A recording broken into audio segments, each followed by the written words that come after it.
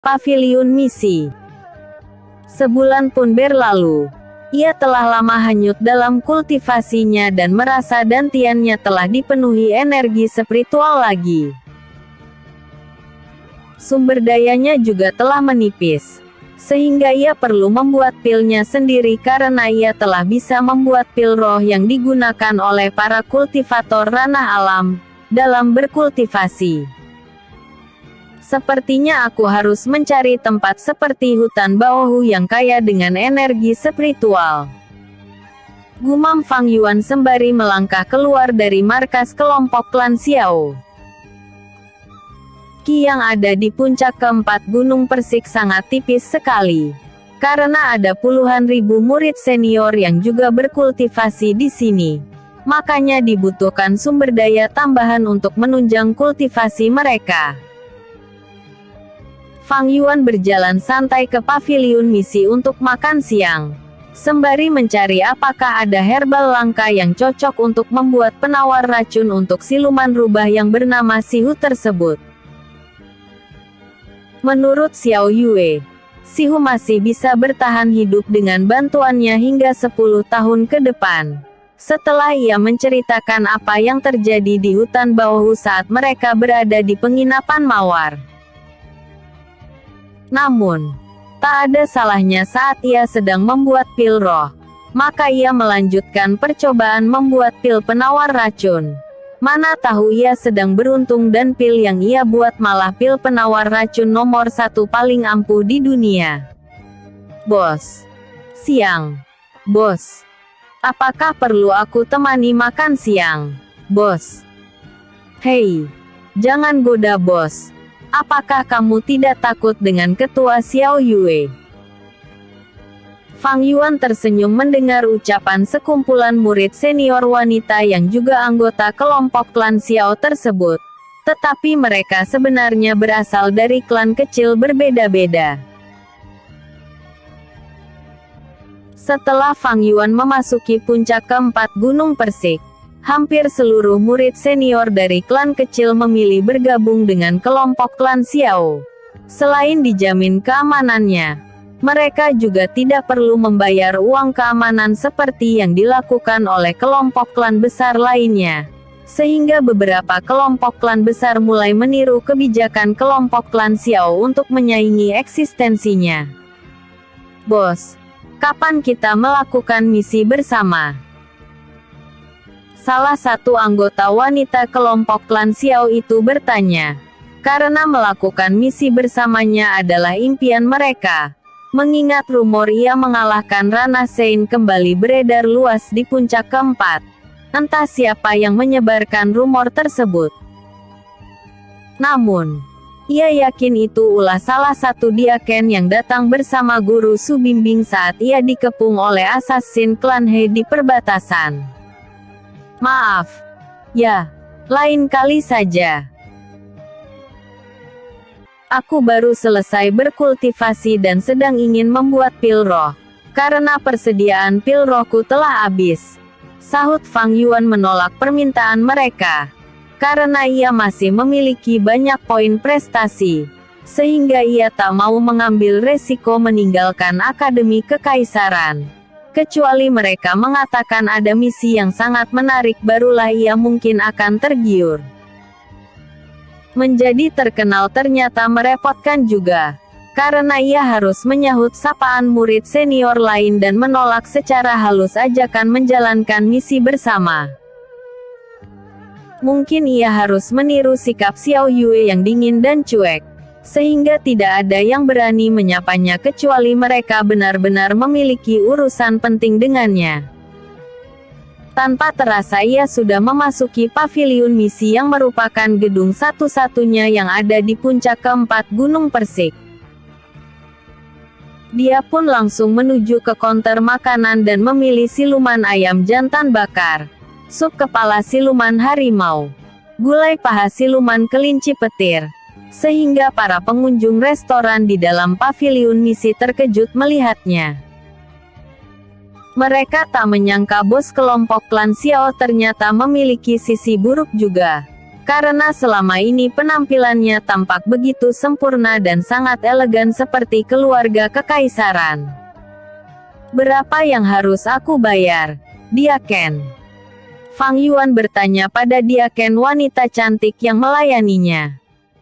Diaken wanita itu memperhatikan nampan yang dipegang Fang Yuan dan berkata, 100 poin prestasi. Wow! Bos kelompok klan Xiao sangat boros sekali. Wajarlah. Dia kan bos. Dua murid senior berbisik-bisik di belakang Fang Yuan yang mengantri untuk membeli makanan juga. Namun, Fang Yuan hanya tersenyum saja mendengarnya dan segera mencari tempat duduk kosong. "Bukankah itu saudari Jiang Meng?" Gumam Fang Yuan duduk di sebelah meja tempat duduk Jiang Meng yang sedang makan siang juga dengan putri ketiga, yang pernah berkenalan dengan Fang Yuan saat ulang tahun permaisuri. Jiang Meng menoleh ke arah Fang Yuan dan ia bersikap seakan-akan mereka tidak pernah bertemu. Walaupun ia sebenarnya ingin mencibir menu makannya yang sangat banyak itu. Tetapi ia saat ini bersama putri ketiga, sehingga ia harus bersikap elegan seperti wanita-wanita dari klan besar lainnya. "Saudari Jiang," sapa Fang Yuan dengan senyum cerah sembari menggigit gulai paha siluman kelinci petir. Sehingga Jiang Meng mengerutkan keningnya dan putri ketiga langsung menoleh ke arah sumber suara itu. Namun, Jiang Meng terkejut tiba-tiba Fang Yuan menangkupkan tinju sembari menundukkan sedikit wajahnya. "Tuan Putri," sapa Fang Yuan dengan sopan dan Wei Qingsui tersenyum hangat sembari menundukkan sedikit wajahnya. Sehingga Jiang Meng terkejut melihatnya. Karena tak menyangka Fang Yuan bisa bersikap sopan juga. Padahal ia terkenal sangat arogan saat berhadapan dengan anggota kelompok klan besar. "Sial. Kenapa ada putri ketiga di sini?" Gumam Fang Yuan terpaksa menggunakan sumpit. Padahal tadi ia langsung menggunakan tangannya saat memakan gulai paha siluman kelinci petir. Putri ketiga tidak mengucapkan sepatah kata pun pada Fang Yuan. Selain seutas senyum hangat dan ia pun meninggalkan paviliun misi bersama Jiang Meng yang merupakan sahabat dekatnya. Karena keduanya selalu bersama dan satu lagi sahabat dekatnya adalah Gu Xia. Tetapi ia tidak bersama mereka. Mungkin wanita cantik itu sedang berkultivasi atau menjalankan misi. "Kenapa tidak dari tadi perginya?" gerutu Fang Yuan langsung melahap habis makanannya. Beberapa saat kemudian, ia merasa perutnya seperti mau meledak saja. Karena terlalu banyak makan dan ia merasa agak sulit untuk berjalan. Namun, ia tetap melangkah ke lantai 2 paviliun misi, tempat penjualan dan pembelian pil serta sumber daya. "Selamat datang Tuan Muda," sapa pria gemuk yang merupakan murid senior yang sedang bekerja paruh waktu di paviliun misi dan ia merupakan alkemis tingkat kuning, sehingga mengerti mengenai bahan-bahan herbal maupun berbagai macam pil dan khasiatnya. "Apakah ada yang dapat kubantu?" Fang Yuan mengangguk pelan. Karena baru kali ini ada murid senior yang tidak mengenal dirinya. Sehingga ia sangat senang. Karena murid senior ini tidak akan menyanjung-nyanjungnya seperti yang dilakukan murid senior lain. "Aku butuh semua bahan herbal yang berkaitan dalam pembuatan pil penawar racun," sahut Fang Yuan dengan senyum hangat. Murid senior gemuk itu terkejut mendengarnya. Karena ia tak pernah melihat Fang Yuan di perkumpulan alkemis.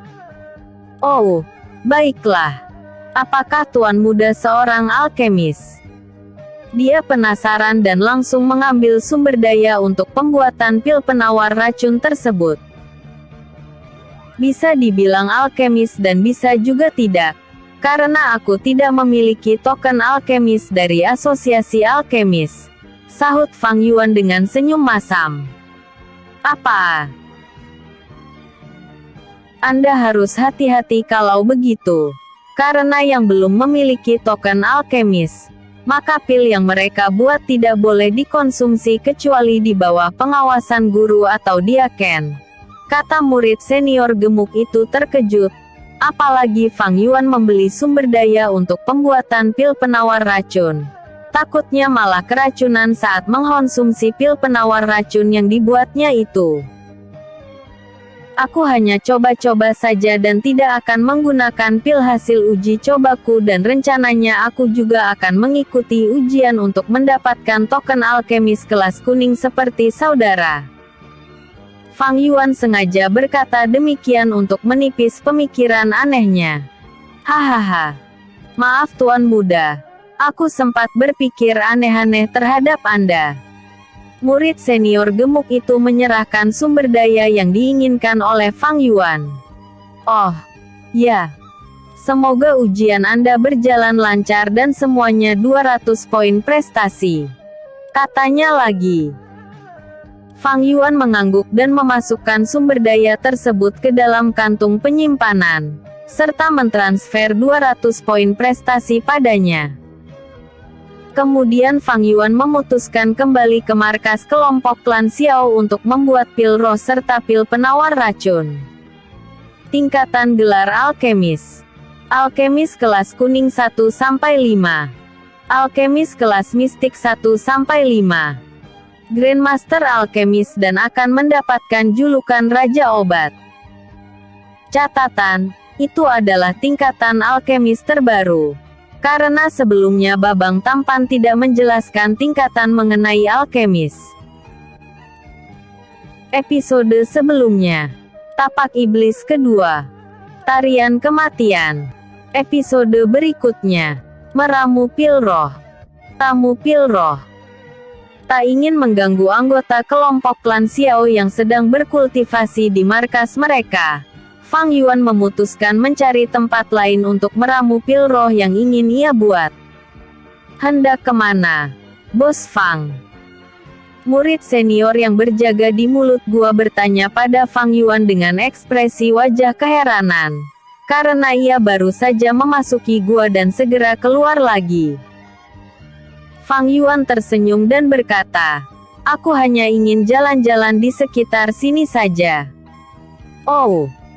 Murid senior tersebut tidak bertanya lagi, karena Fang Yuan tampak enggan mengungkapkan tujuannya. Fang Yuan melangkah ke dalam hutan di dekat markas kelompok klan Xiao dan langsung mengusir siluman monyet yang menghuni tempat itu dengan melepas niat membunuh, sehingga mereka langsung berhamburan menjauh dari sana dan dengan enggan membiarkan Fang Yuan menduduki rumah mereka. Sembari mengutuknya dengan berbagai umpatan yang tidak dipahami oleh Fang Yuan yang tersenyum mengejek menatap mereka. Fang Yuan mengeluarkan tungku alkemis yang merupakan hasil rampasan dari bandit Gunung Lugu saat ia melakukan misi pertama bersama Xiao Yue dan Pangeran ke-8. Namun, hanya dirinya lah yang beruntung mendapatkan semua harta jarahan bandit tersebut. Seperti kata pepatah kuno, emang rela bagi-bagi. Apa yang dilakukan oleh Fang Yuan bukanlah hal yang tabu.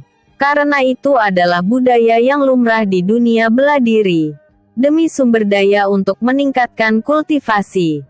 Segala cara pasti ditempuh oleh para kultivator, bahkan membunuh akan dilakukan bila perlu ataupun korupsi seperti yang dilakukan para petinggi klan atau kekaisaran. Fang Yuan kemudian mengeluarkan herbal kualitas tinggi yang ia dapatkan dari alam rahasia Heidong dan serta ekstrak tulang siluman salamander yang setara ranah alam utusan dewa. Bahan tersebut ia beli saat berada di Paviliun Jingwu, Kota Dayan. Fang Yuan melepaskan ki api membakar tungku alkemis dan memasukkan bahan-bahan herbal pembuatan pil roh. Kemudian mengontrol suhu api Phoenix agar tetap stabil.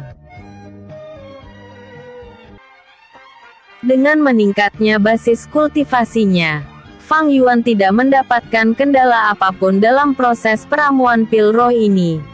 Apalagi teknik jiwa yang ia pelajari telah sampai ke tahap sempurna. Bahkan ia tercengang saat melihat hasil pil roh olahannya, yang mencapai tingkat kemurnian 90,01. Ini terlalu hebat sekali, karena pil roh yang tersedia di Akademi Kekaisaran hanya memiliki kemurnian 88,88% saja. Dan ia memiliki keunggulan 1,13%. Hahaha. Grandmaster Alkemis sesepuh Akademi Kekaisaran pasti akan muntah darah bila mengetahui junior berbakat tinggi ini lebih unggul darinya. Fang Yuan menyanjung dirinya sendiri. Padahal tidak ada Grandmaster Alkemis di Akademi Kekaisaran dan hanya alkemis kelas mistik tingkat 5 saja yang ada. Seorang dikatakan menjadi Grandmaster Alkemis bila telah mencapai basis kultivasi Rana Absolute God, yang dimana ia bisa membuat pil langka, seperti pil Duanzu yang dapat meningkatkan basis kultivasi Rana penempaan tubuh secara instan, serta pil awet muda yang bisa meremajakan tubuh seseorang, walaupun organ vitalnya tetaplah tua dan tidak bisa diremajakan, serta masih banyak lagi. Ada 100 pil roh yang dibuat oleh Fang Yuan, karena ia memasukkan banyak bahan-bahan pil roh tadi ke dalam tungku alkemis. Sedangkan untuk pembuatan pil penawar racun harus ia tunda lebih dulu, karena Xiao Yue sedang berkultivasi, sehingga ia tidak bisa meminta sampel darah siluman rubah. Anak itu sombong sekali karena hanya unggul 1,13 saja. Gerutu kepala alkemis Akademi Kekaisaran yang sedang berada di ruangan kepala Akademi Kekaisaran dan mereka sedang mengawasi Fang Yuan, yang sedang melakukan pembuatan pil roh. Sabar sesepuh, hahaha. Kepala Akademi Kekaisaran tertawa. Bukankah bocah itu benar? Kalau dia lebih unggul darimu dan kalau ia tidak dibunuh oleh antek kerajaan suci Heidong, mungkin di masa depan dia akan menjadi Grandmaster Alkemis dan itu akan membawa kebanggaan bagi Akademi Kekaisaran kita juga. Kepala Akademi Kekaisaran malah membela Fang Yuan. Cih, itu pasti kebetulan saja.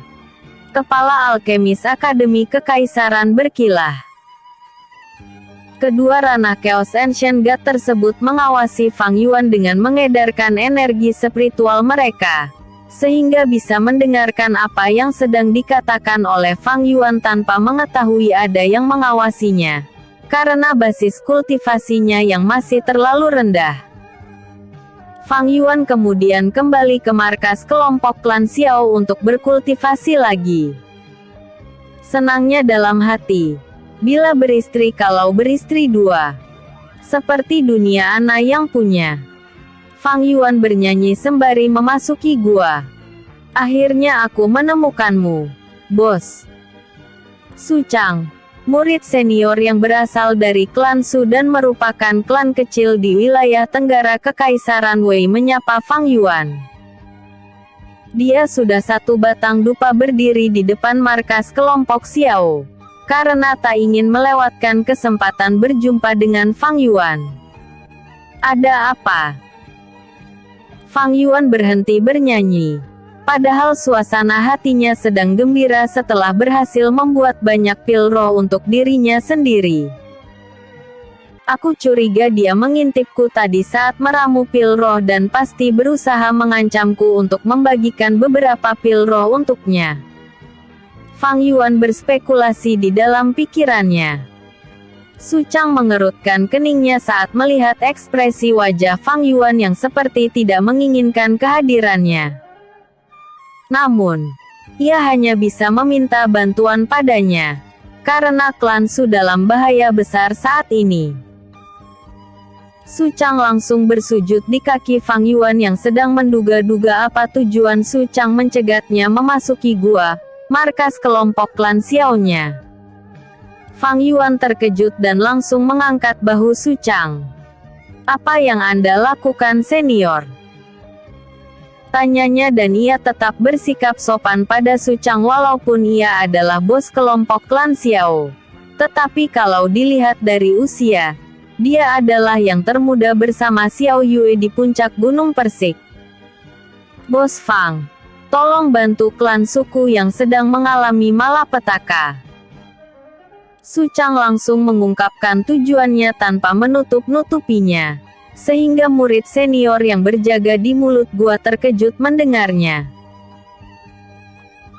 Melihat ekspresi wajah Su Chang, Fang Yuan yakin masalah yang dihadapi klan Su mungkin sangat besar dan ia takut jangan-jangan masalah mereka adalah perseteruan antar klan yang sebenarnya bukanlah ranah dirinya ikut campur. Karena bisa saja klan lawannya juga memiliki murid senior yang juga anggota kelompok klan Xiao. Ini seperti perseteruan klan Gao dan klan Jin yang dimana kedua klan itu juga memiliki murid senior yang juga anggota kelompok klan Xiao. Sehingga Fang Yuan kesulitan memihak salah satu pihak dan untung saja saat itu ternyata ada pihak luar yang sebenarnya memaafkan mereka.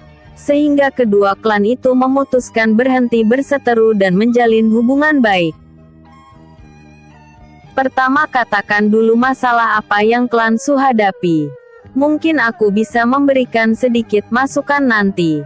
Sahut Fang Yuan memperhatikan Su Chang, yang langsung tersenyum bahagia seperti mendapatkan hadiah besar saja. Episode sebelumnya. Paviliun Misi. Episode berikutnya. Permintaan Su Chang. Su Chang menceritakan kalau dalam 1 bulan ini terjadi kematian misterius di kota Suna dan anehnya semua yang mati itu adalah anak-anak di bawah usia 10 tahun. Yang paling membingungkan adalah mereka mati saat tidur di rumah masing-masing.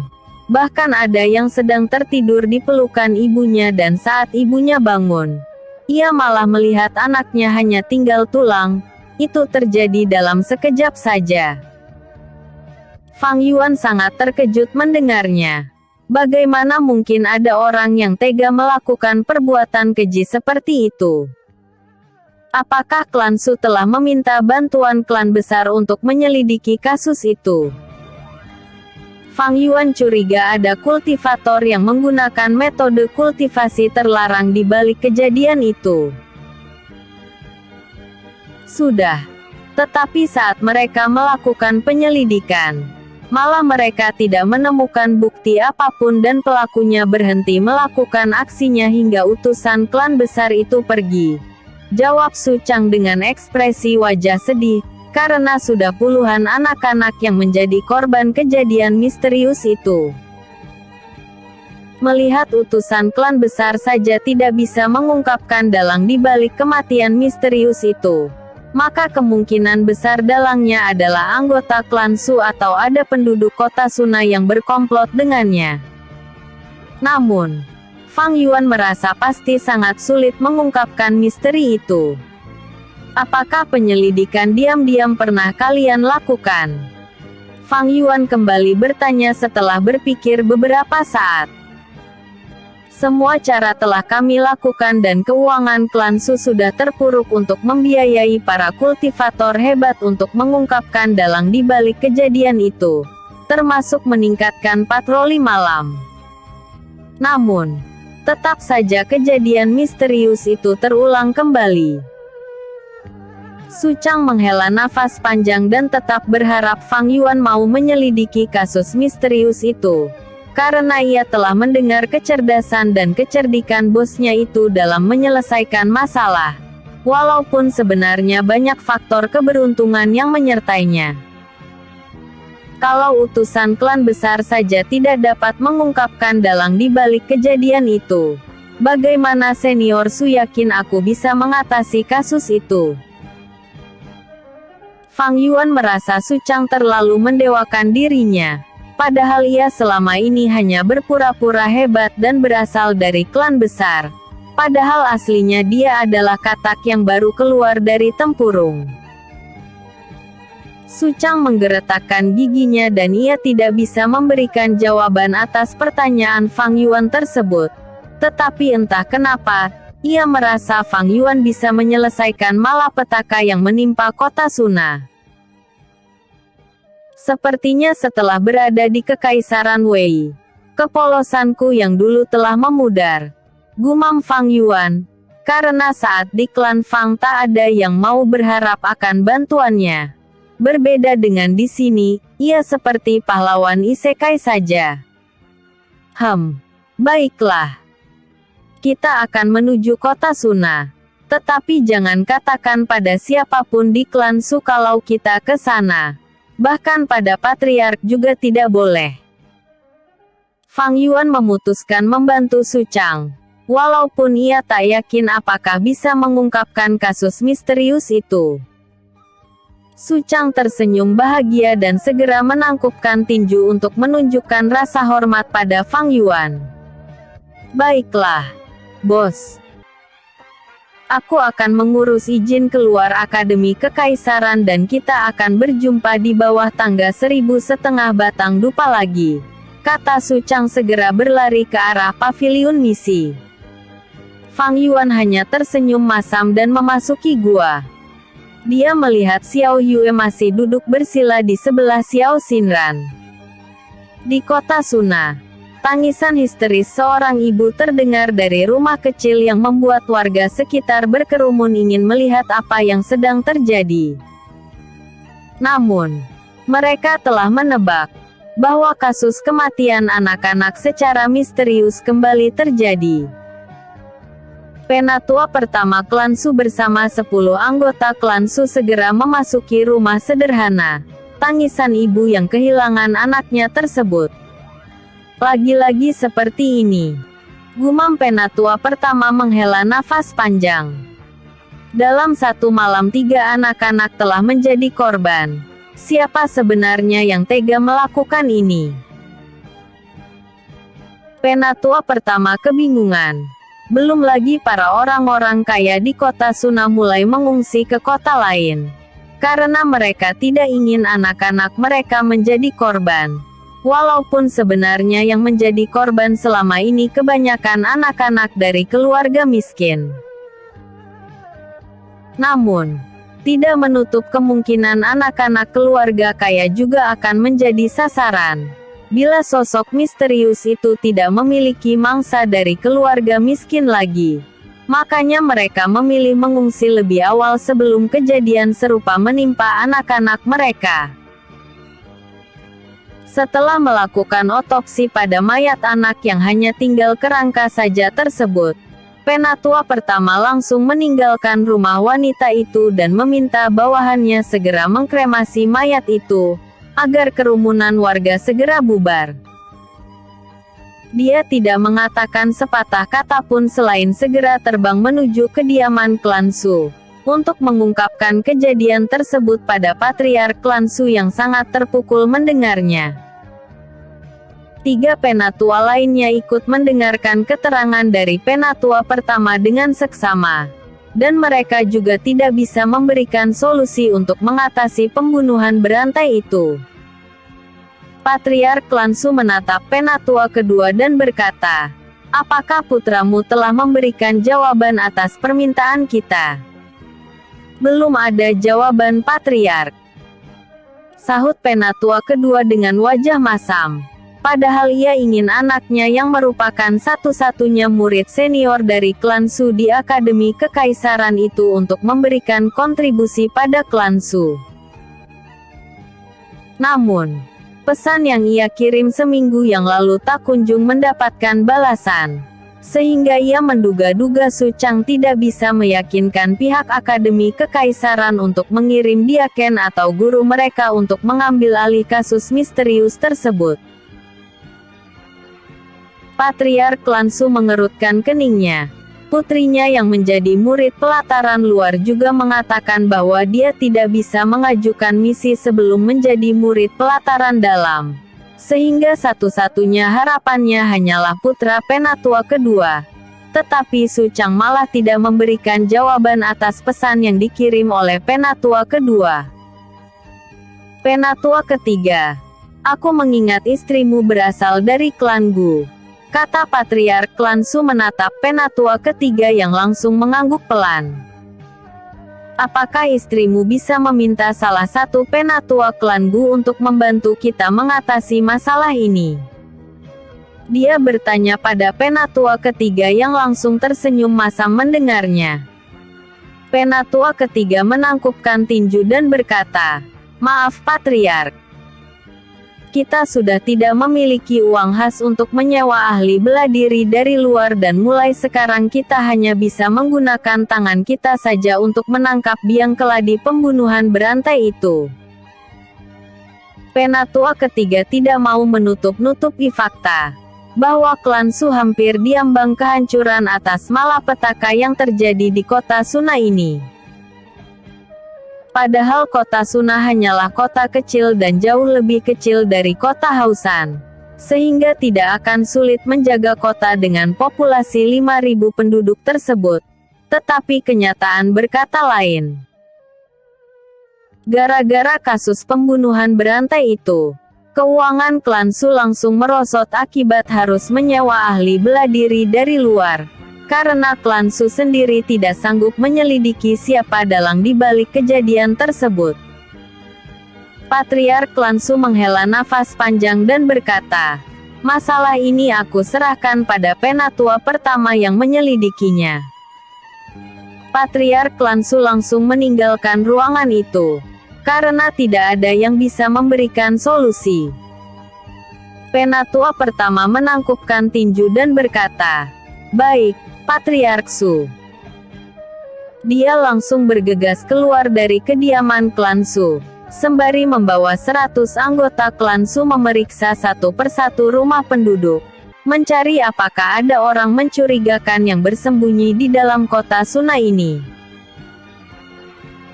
Episode sebelumnya, Meramu Pil Roh. Episode berikutnya, Kereta Kuda Paviliun Teratai Putih. Kuda Paviliun Teratai Putih. Su Chang mengerutkan keningnya saat melihat penampilan Fang Yuan.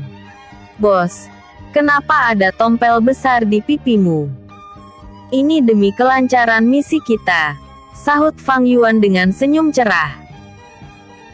"Aku takut gadis-gadis klan Su tergila-gila dengan ketampananku nanti, sehingga mengganggu proses penyelidikan kita," katanya lagi sembari berjalan di atas danau Gunung Persik. Su Chang menggelengkan kepala mendengar alasan konyolnya itu. Padahal sebenarnya Fang Yuan tidak ingin diincar oleh orang-orang suruhan kerajaan suci Heidong. Makanya ia memakai teknik penyamaran sederhana itu setelah melihat siluman monyet yang menjulurkan lidah padanya di dekat markas kelompok klan Xiao dan ia akhirnya terinspirasi membuat tompel di wajahnya.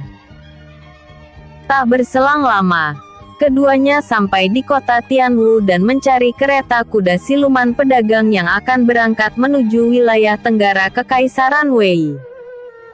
"Kenapa kita tidak menyewa kuda siluman dari paviliun misi, Bos Fang?" Su Chang keheranan.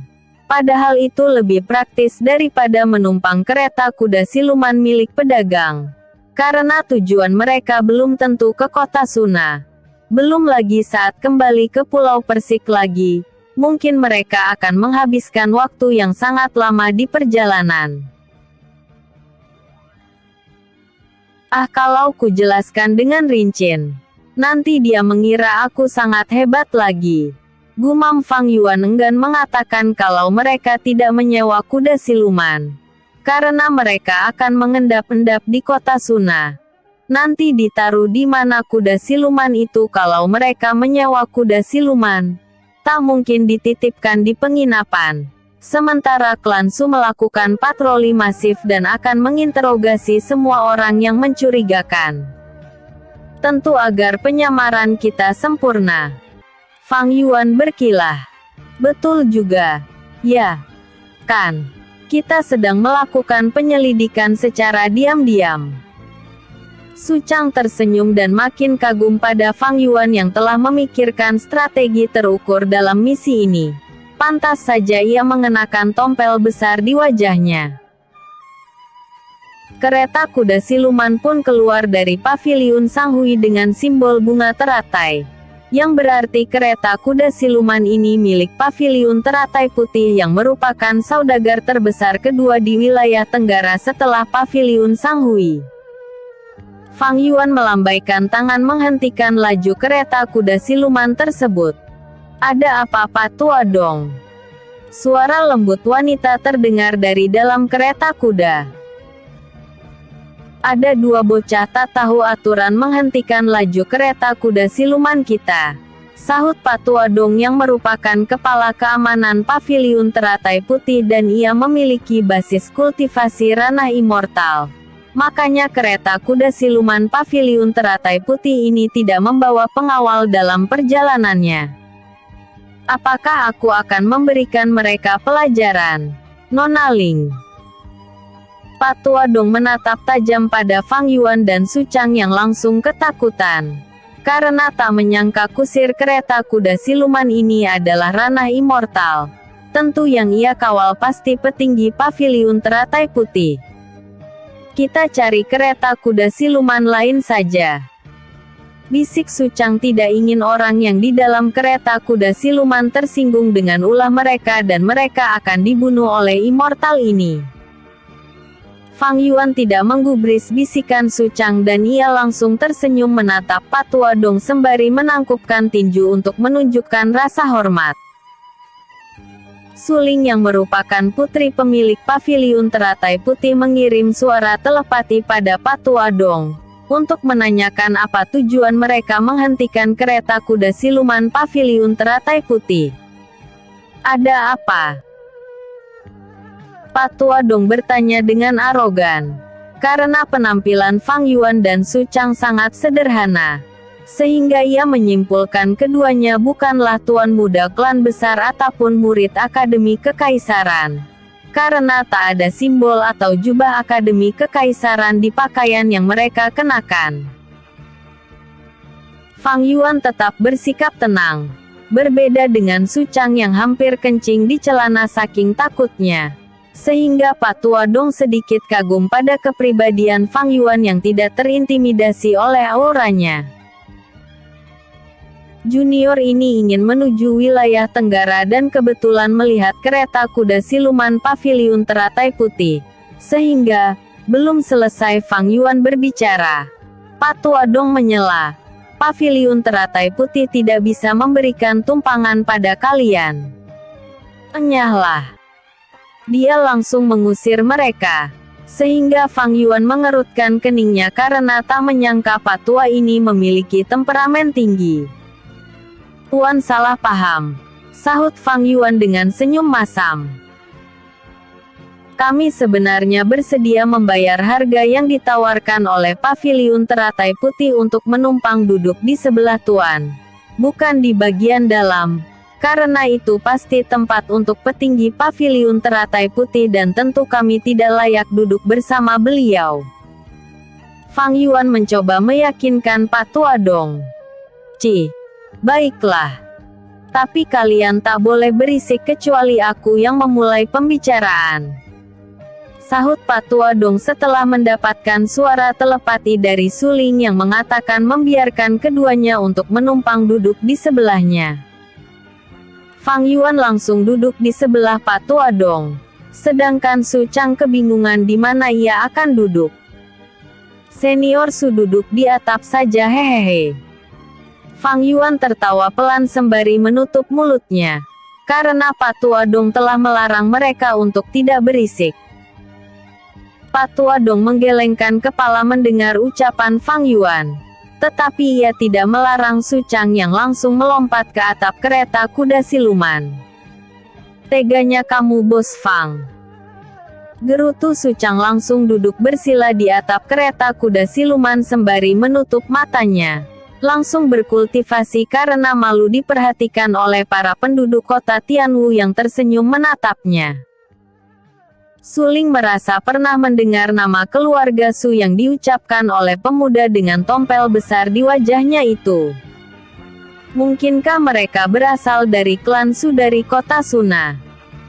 Gumam Suling dan mencoba mengingat-ingat informasi mengenai klan kecil itu.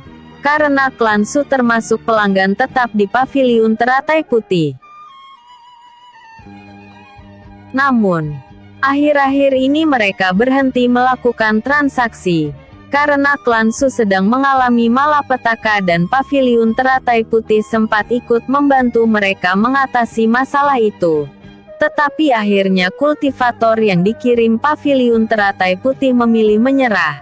Karena tak sanggup mengungkap teka-teki penyebab kematian misterius anak-anak di sana.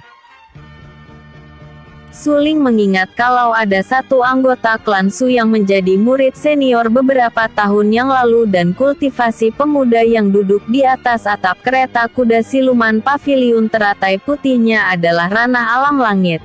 Sehingga ia yakin pemuda ini pasti anggota klan Su. Namun, siapa bos Fang ini?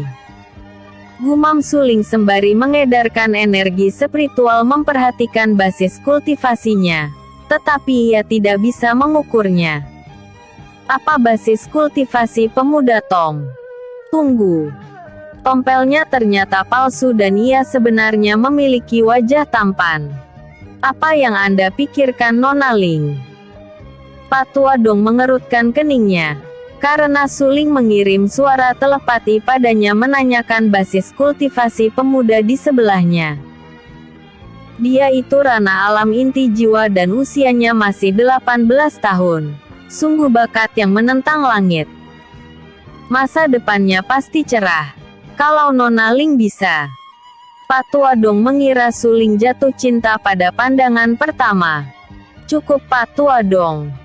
Aku hanya penasaran saja. Sela Suling dengan wajah memerah. Apakah mereka diutus Akademi Kekaisaran untuk mengatasi malapetaka di klan Su? Suling berspekulasi. Aku rasa begitu.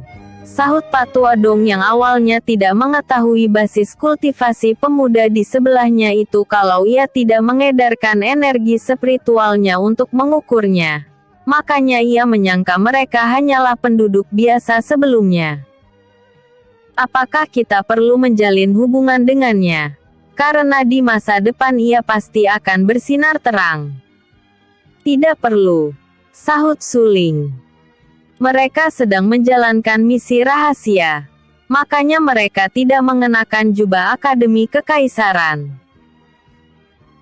Kalau di masa depan bertemu lagi dengannya, maka kita harus menjalin hubungan baik dengannya dan ini adalah informasi yang sangat berharga karena selama ini kita tidak mengetahui ada monster yang mendiami Akademi Kekaisaran. Suling berharap di masa depan bisa berjumpa lagi dengan pemuda tampan yang sengaja menempelkan tompel palsu di pipinya itu. Namun, untuk menjalin hubungan yang lebih jauh, ia sadar itu tak akan mungkin. Walaupun ia sangat cantik, tetapi ia yakin di Akademi Kekaisaran para nona muda klan besar sudah mengantri menjadi pasangannya. Episode sebelumnya. Permintaan Suchang. Episode berikutnya. Nona Suling. Tak ada perbincangan di antara mereka sepanjang perjalanan. Karena Suchang memilih berkultivasi sedangkan Suling tidak berani menyapa mereka lebih dulu. Adapun Patua Dong tatapannya lebih fokus ke depan dan ia juga tipe orang yang hebat berbicara. Sedangkan Fang Yuan, sepertinya ia mengikuti jejak Suchang. Matahari telah tegak lurus di atas mereka. Sehingga Suling memerintahkan pada Patua Dong untuk berhenti apabila menemukan restoran. Murid-murid Akademi Kekaisaran memang hebat. Dalam perjalanan saja mereka tetap berkultivasi. Kata Suling, mengirim suara telepati pada Patua Dong. Sedangkan dirinya hanya memiliki basis kultivasi ranah penempaan tubuh tahap Xuan saja. Makanya ia tidak memasuki Akademi Kekaisaran ataupun salah satu sekte di wilayah Tenggara. Patua Dong menoleh ke arah Fang Yuan dan ia tidak merasakan fluktuasi energi spiritual di dalam tubuhnya. Berbeda dengan Suchang. Cih, pemuda dari keluarga Fang ini tidak berkultivasi. Nona Ling, sahut Pak Tua Dong. Dia sedang tidur tetapi ia sengaja memasang posisi seperti sedang berkultivasi. Mungkin agar dikira hebat. Pak Tua Dong mencibirnya. Su Ling tersenyum mendengarnya. Tak boleh begitu Pak Tua Dong. Mungkin ia kelelahan saat berada di Akademi Kekaisaran dan ini adalah kesempatan untuk istirahat.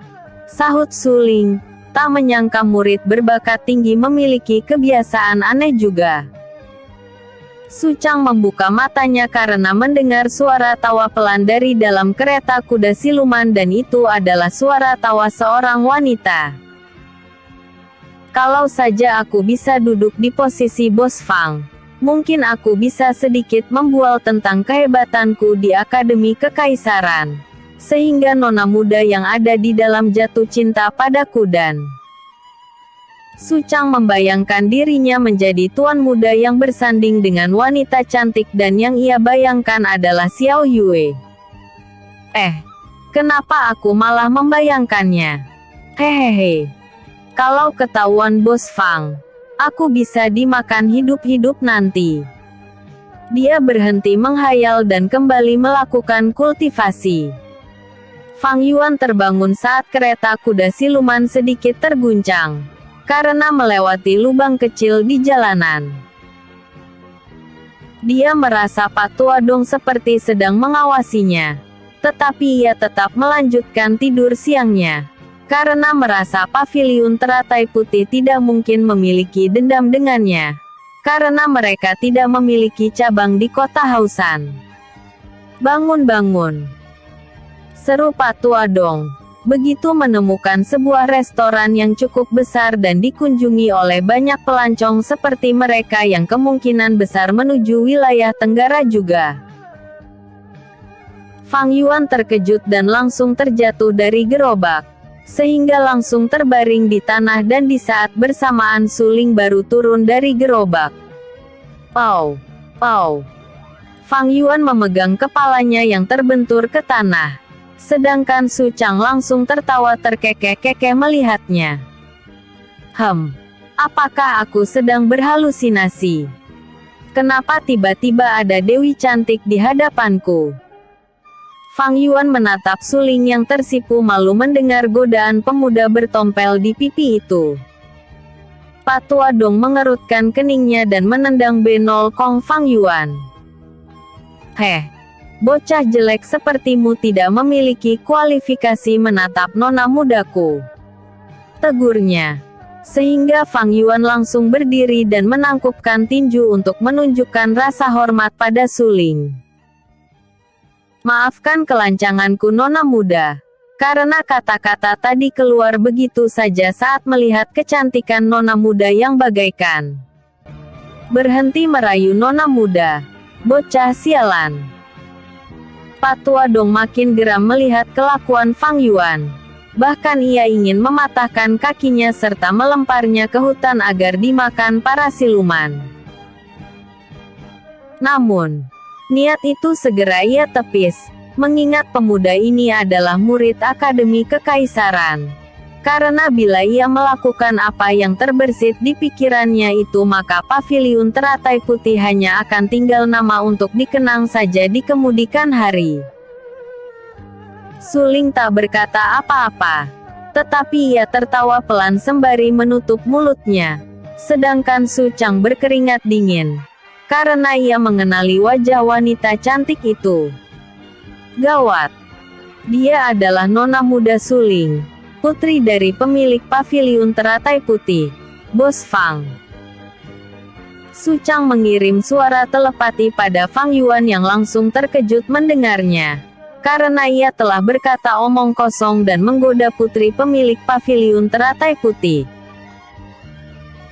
Namun, ia heran kenapa Pak Tua Dong yang merupakan ranah immortal tidak menghukumnya. Sehingga ia menduga, sebenarnya Pak Tua Dong telah mengetahui identitas mereka. Sehingga ia tidak berani bertindak jauh selain marah dengan kata-kata saja. Fang Yuan memilih diam dan tersenyum masam, serta mundur ke belakang Patua Dong, sehingga ia tidak menghalangi langkah Suling menuju restoran. "Tuan Fang, tompelmu terlepas," seru Suling sembari menunjukkan tompel palsu yang tergelak di tanah. Fang Yuan terkejut melihatnya dan menggaruk kepalanya yang tidak gatal. "Ah, aku tidak mengingat memakai benda aneh itu. Mungkin itu dipasangkan oleh Su Chang saat aku sedang tidur." Fang Yuan kemudian menatap Su Chang. "Dasar senior kurang ajar. Bikin malu saja," gerutunya dengan wajah masam. Sehingga Suling kembali tertawa dan langsung melangkah bersama Patua Dong ke dalam restoran. Su Chang cemberut menatap Fang Yuan.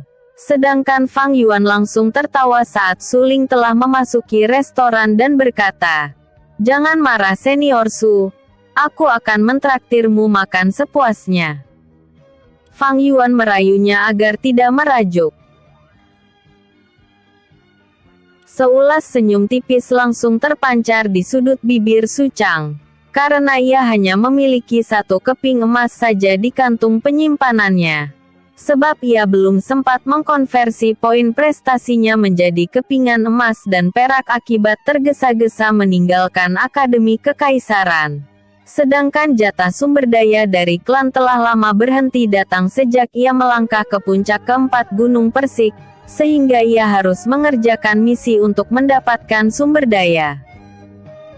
Pelayan restoran wanita langsung menyambut kedatangan keduanya dan berkata, "Selamat datang tuan muda di restoran, hampir kenyang. Kami memiliki dua jenis pelayanan yang terdiri dari menu spesial dan menu biasa. Kami pilih menu spesial." Fang Yuan penjelasan pelayan wanita itu, karena ia sudah tak sabar untuk segera makan siang. Pelayan wanita itu mengerutkan keningnya, karena ia takut kedua pemuda berpakaian sederhana ini tidak dapat membayar tagihan makan di menu spesial nanti. Mengingat harga setiap sajiannya adalah satu keping emas yang setara dengan upah minimum regional di sini. "Apa?" gumam Su Chang terkejut mendengar ucapan Fang Yuan. "Bos." Dia ingin menjelaskan kalau harga di menu biasa saja sudah hampir mencekik kantung penyimpanannya. Apalagi kalau memilih menu spesial. Fang Yuan langsung melangkah menuju lantai 2 restoran hampir kenyang. Sedangkan Su Chang langsung menghela nafas panjang sembari membayangkan mereka akan dipukuli oleh bodyguard restoran hampir kenyang, yang memiliki basis kultivasi ranah Tianzun dan ranah Sein. Makanya sangat jarang terjadi keributan di restoran ini. Fang Yuan dan Su Chang duduk di dekat jendela sembari memandang keluar yang memiliki pemandangan hamparan kebun teh. "Bos Fang, makan di lantai bawah saja menghabiskan 100 keping perak untuk satu menu makanan saja," bisik Su Chang memberitahu Fang Yuan agar mereka segera kembali ke lantai bawah saja. Fang Yuan tersenyum mendengar bisikan Su Chang dan ia langsung memakluminya. Karena Su Chang berasal dari klan kecil, belum lagi ia memiliki basis kultivasi rendah. Sehingga saat menjalankan misi ia hanya mengambil misi dengan bayaran rendah saja dan tidak memiliki kesempatan menikmati hidup. Karena ia harus mengutamakan membeli sumber daya untuk meningkatkan basis kultivasinya. "Tenang saja senior Su. Di mana-mana bos itu selalu bebas melakukan apa saja," sahut Fang Yuan memberikan jawaban ngelantur. Sehingga Su Chang mengerutkan keningnya dan ragu. Apakah ia sudah melakukan keputusan yang tepat memilih Fang Yuan untuk menyelidiki kasus misterius di klan Su-nya? Suling sekilas menoleh ke arah Fang Yuan dan Su Chang, serta memperhatikan ekspresi wajah keduanya. Kemudian ia yakin pemuda dari keluarga Fang itu berasal klan besar, yang keberadaannya sengaja disembunyikan agar tidak menjadi target pembunuhan dari klan musuh. mengingat bakatnya yang sangat menentang langit. Apakah dia saudara dari juara turnamen Naga Qingyun? Patua Dong tiba-tiba teringat murid dalam Akademi Kekaisaran menjuarai turnamen itu juga bermarga Fang. Kalau tidak salah namanya Fang Yuan, sahut Suling. Namun, ia bingung karena tak ada klan Fang di Akademi Kekaisaran Wei ini. Apakah mereka berasal dari klan kuno yang sengaja menyembunyikan keberadaannya? Gumamnya berspekulasi. Mereka tak menyadari orang yang sedang mereka bicarakan adalah orang yang sama. Mengingat Fang Yuan mengalami peningkatan kultivasi sangat cepat dalam kurun setahun ini. Sehingga semua orang masih mengira Fang Yuan yang menjuarai turnamen Naga Qingyun masih murid pelataran dalam bersama Pangeran Ketujuh yang memiliki popularitas tinggi di masyarakat Kekaisaran Wei. Episode sebelumnya, Kereta Kuda Paviliun Teratai Putih. Episode berikutnya, Restoran